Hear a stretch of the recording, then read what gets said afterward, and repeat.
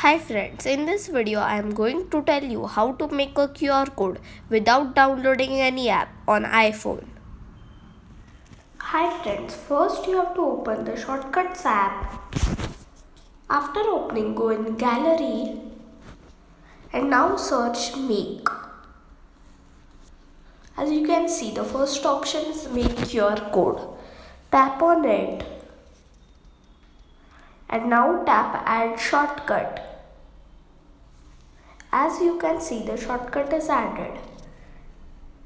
Now tap on it and here you can get the list of what QR code should do.